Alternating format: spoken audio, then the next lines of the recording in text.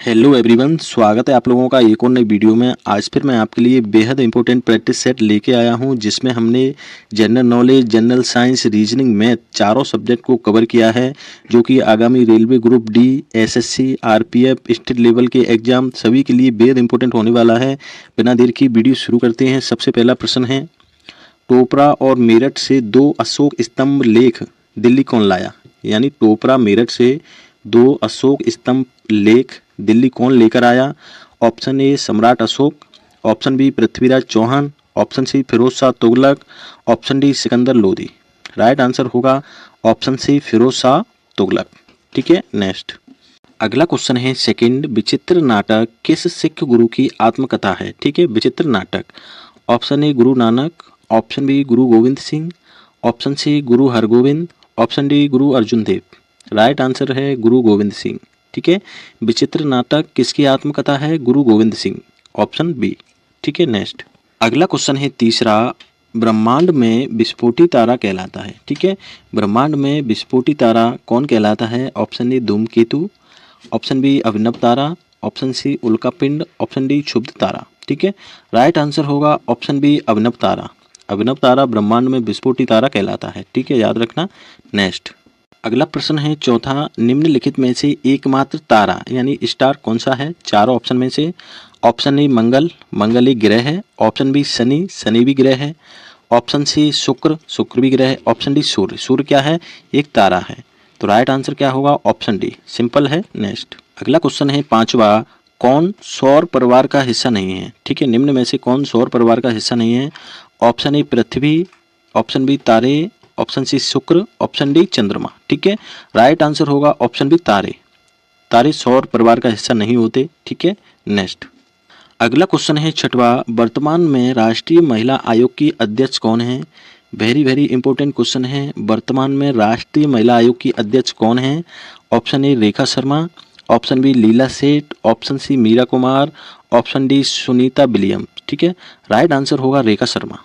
राष्ट्रीय महिला आयोग की अध्यक्ष कौन है इस समय? रेखा शर्मा, ऑप्शन ए। ठीक है, याद रखोगे आप। नेक्स्ट अगला क्वेश्चन है सातवां, भारत के प्रथम मुख्य सतर्कता आयुक्त कौन है? ठीक है, भारत के प्रथम मुख्य सतर्कता आयुक्त कौन है? Option A P Shankar, option B Srinivas Rao, option C Karl Marx, option D Shri Krishna Murthy. Right answer होगा ऑप्शन बी श्रीनिवास राव। ठीक है, प्रथम मुख्य सतर्कता आयुक्त कौन थे? श्रीनिवास राव, याद रखोगे। ठीक है, नेक्स्ट अगला क्वेश्चन है आठवां, किस देश ने सबसे पहले विश्व को लिखित संविधान दिया? मतलब कौन से देश ने विश्व को सबसे पहले लिखित संविधान दिया? ऑप्शन ए रूस, option B Canada, option C America, option D Bharat. Right answer होगा ऑप्शन सी अमेरिका। ठीक है, अमेरिका में ही सबसे पहले संविधान लिखा गया था, इसलिए अमेरिका ने सबसे पहले विश्व को लिखित संविधान दिया। ठीक है, याद रखना अमेरिका। ठीक है, नेक्स्ट अगला प्रश्न है नवा, विश्व में सबसे बड़ा संविधान किस देश का है? सबसे बड़ा बिग कॉन्स्टिट्यूशन किस देश का है? ऑप्शन ए चीन, option B Canada, option C America, option D Bharat. Right answer होगा ऑप्शन डी भारत। भारत देश का जो संविधान है विश्व का सबसे बड़ा संविधान है, याद रखना, सिंपल है। नेक्स्ट अगला क्वेश्चन है 10वां, निम्नलिखित में से कौन सा युग हड़प्पा सभ्यता से संबंधित है? निम्न में से आपको बताना है कौन सा युग हड़प्पा सभ्यता से संबंधित है। ऑप्शन ए पाषाण युग, ऑप्शन बी कांस्य युग, ऑप्शन सी लौह युग, ऑप्शन सी इनमें से कोई नहीं। राइट आंसर होगा ऑप्शन बी कांस्य युग। ठीक है, कांस्य यानी कॉपर यानी तांबा।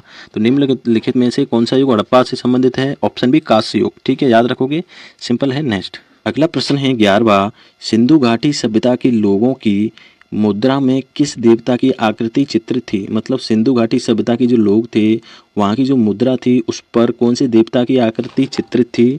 Option A Indra, option B Pashupati, option C Shankar, option D Brahma. Right answer होगा ऑप्शन बी पशुपति। ठीक है, याद रखना ऑप्शन बी पशुपति। ठीक है, नेक्स्ट अगला प्रश्न है 12वां, सिंधु घाटी सभ्यता के लोग किस देवता की पूजा करते थे?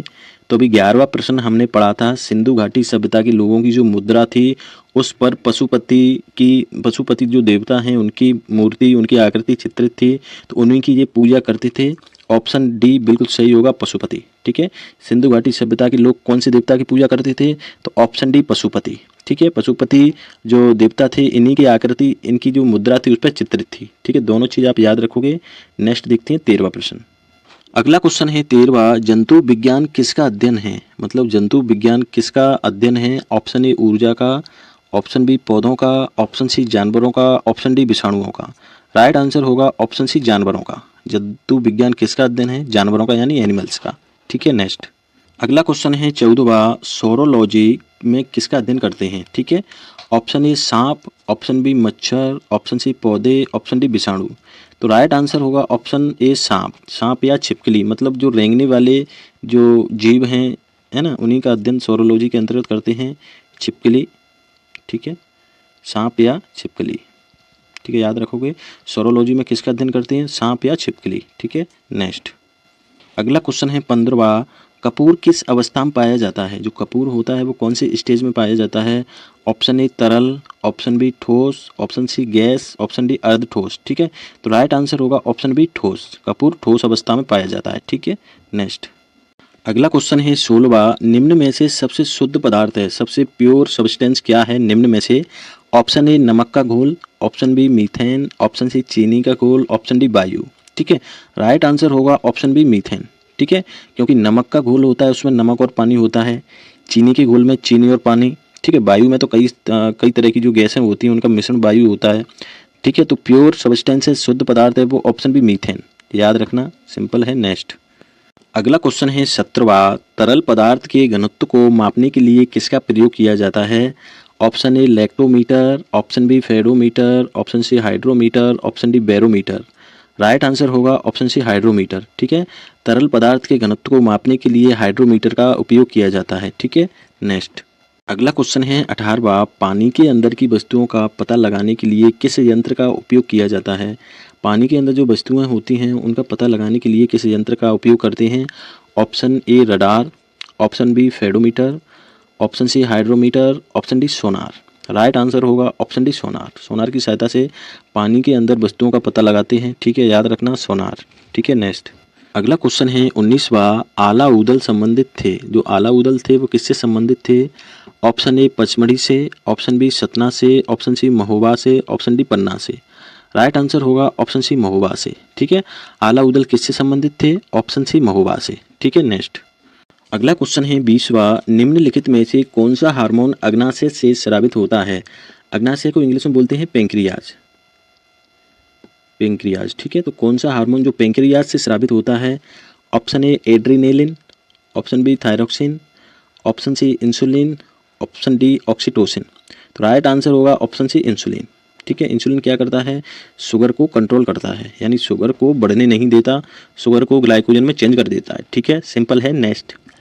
अगला क्वेश्चन है 21वां, यदि संख्या 8 5 3 6 9 8 5 2 4 1 के अंकों को बढ़ते क्रम में लिखा जाए तो कितने अंकों की स्थिति वही रहेगी? ठीक है, तो सबसे पहले क्या करना है, इन अंकों को आपको लिख लेना है, जैसे 8 5 3 6 9 8 5 2 4 1। ठीक है, इनकी हमें नंबरिंग कर लेना है, जैसे 1 2 3 4 5 6 7 8 9 10। ठीक है, अब क्या करना है, इनको आपको बढ़ते क्रम में लिखना है। बढ़ते क्रम का मतलब होता है सबसे छोटा, फिर उससे बड़ा, फिर उससे बड़ा।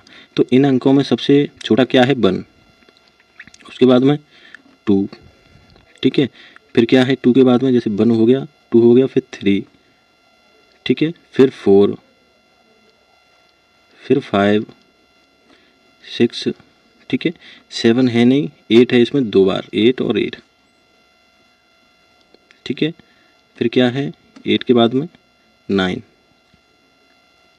ठीक है, तो आप देखिए 1 2 3 4 5 ऐसे आपने कर लिया, तो 1 है ना, यहाँ पर 1 पहले नंबर पे, तो यहाँ 1 मतलब 8वें नंबर पे, जो 1 का नंबर है, 8 का नंबर 1 है। ठीक है, 2 यहाँ 2 दूसरे नंबर पे, यहाँ 5 का नंबर 2 है। ठीक है, यहाँ 3 तीसरे नंबर पे।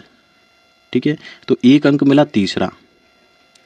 ठीक है, जो कि जो सीरीज थी उसमें भी तीसरे नंबर पे, बढ़ते क्रम में लिखा तब भी तीसरे नंबर पे। ठीक है, 6 4 नंबर है। ठीक है, 9 का 5, 8 का 6, 5 का 7, 2 का 8। ठीक है, तो केवल एक अंक ऐसा है जिनको बढ़ते क्रम में लिखने पर भी उसकी स्थिति वही रही, मतलब 3 नंबर तीसरे नंबर पे है, बढ़ते क्रम में लिखा तब भी तीसरे नंबर पे। ठीक है, तो राइट आंसर क्या होगा? Option A 1। कर सकते हो, सिंपल है। अगला क्वेश्चन देखते हैं 22वां। अगला प्रश्न है 22वां। मोहिनी 9 दिन पहले सिनेमा देखने गई थी। मतलब 9 दिन पहले सिनेमा देखने गई थी। वह सिनेमा देखने सिर्फ रविवार को जाती है। आज सप्ताह का कौन सा दिन है? ठीक है, मतलब है कि मोहिनी सिनेमा देखने गई थी 9 दिन पहले। कब गई थी? 9 दिन पहले। ठीक है, उस दिन कौन सा दिन था? रविवार। ठीक है, मतलब 9 दिन पहले रविवार को मोहिनी सिनेमा देखने गई। ठीक है, तो वर्तमान में लाने के लिए इसमें 9 दिन आपको ऐड करना पड़ेगा। तो मैंने आपको बताया था कोई भी दिन हो उसमें हम 7 जोड़ देते हैं तो वही दिन दोबारा रिपीट हो जाता है। जैसे 9 दिन पहले रविवार है तो 9 आप जोड़ दो, जैसे 7 दिन जोड़ेंगे तो क्या आएगा? रविवार। ठीक है, 7वें दिन भी रविवार आएगा।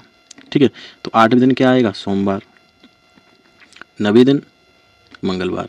तो वर्तमान में क्या आएगा? 9वें दिन मतलब मंगलवार। तो सप्ताह का आज कौन सा दिन है? आज मंगलवार है। ऑप्शन सी बिल्कुल सही होगा, मंगलवार। ठीक है, कुछ नहीं किया, रविवार में मैंने 9 जोड़ दिए। रविवार में 7 जोड़ देंगे तो रविवार आ जाएगा, 2 और जोड़ेंगे तो मंगलवार आ जाएगा। ठीक है, ऑप्शन सी सही है। नेक्स्ट देखते हैं 23वां। अगला क्वेश्चन है 23वां। AC dash DA dash EG dash CE dash. ठीक है, आपको बताना है खाली जगह है इसमें कौन सा अल्फ़ाबेट आएगा। प्रत्येक ऑप्शन को एक एक करके हम भर के देखते हैं। तो पहला ऑप्शन भरते हैं GCAE। GCAE कोई क्रम बना क्या? ACGG ACEG। यहाँ EG आ गया, यहाँ डबल G है। अगर यहाँ G होता, आगे भी इधर G होता तो अपना क्रम मतलब अपना एक क्रम बन जाता। यहाँ नहीं बना, इसका मतलब पहला ऑप्शन गलत है। अगला देखते हैं सेकंड, DEGC। तो DEGC। ठीक है, क्रम मिलाइए ACDG AEEG। तो इसमें भी कोई क्रम नहीं बना, इसका मतलब सेकंड भी गलत होगा। अब तीसरा भर के देखते हैं। तीसरा क्या है? ECAG। तो ECAG। ठीक है, तो ACEG। ठीक है, ACEG। ठीक है, ACEG। तो यहाँ पर ACEG का क्रम बन गया। 4 अल्फ़ाबेट का क्रम यहाँ पे बना है, 1 1 और 1। ठीक है, तो अपना कौन सा ऑप्शन सही होगा? सी वाला। मतलब आप एक क्रम बनना चाहिए। जैसे यहाँ ECEG को हमने जैसे ही इसमें फिल किया तो एक क्रम बन गया ACEG। तो राइट आंसर क्या होगा? सी वाला। इस तरह से आप भर के कर सकते हो, सिंपल है, कुछ भी नहीं है।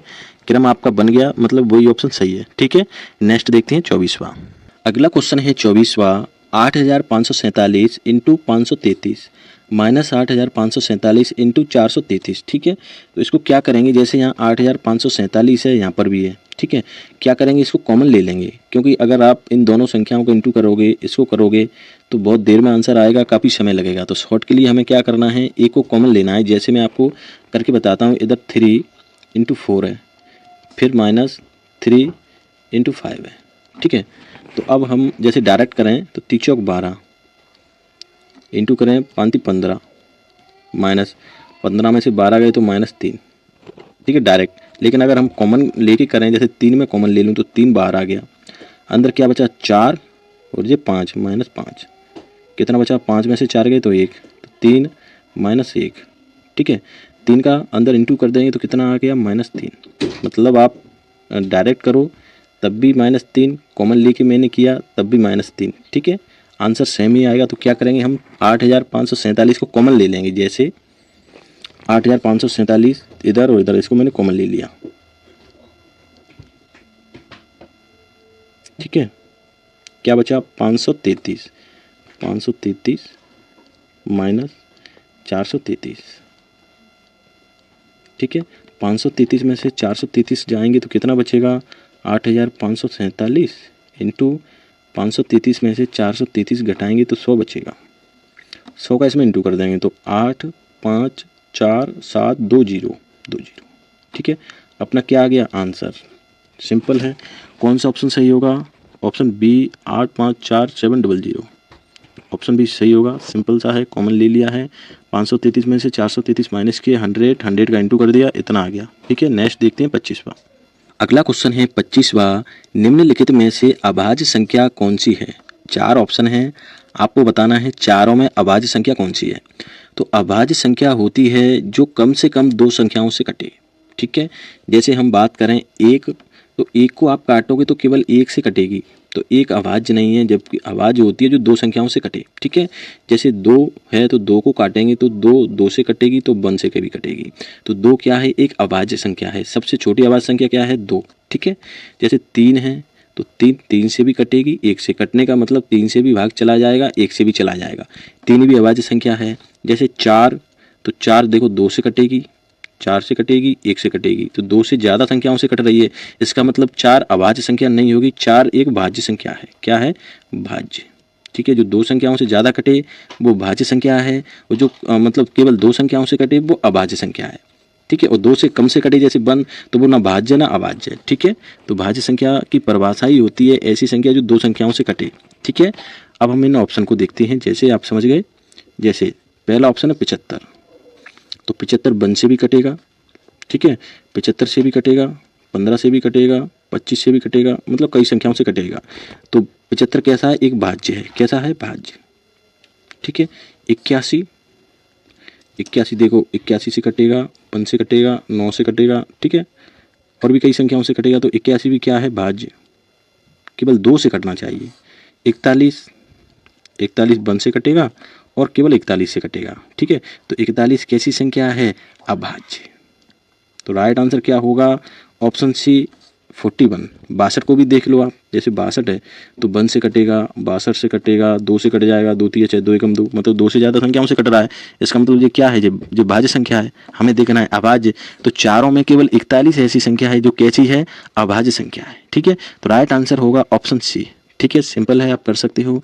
फ्रेंड, अगर वीडियो आपको पसंद आता हो प्लीज़ चैनल को सब्सक्राइब कर दिया करो, वीडियो को लाइक कमेंट जरूर करना। ठीक है, थैंक यू।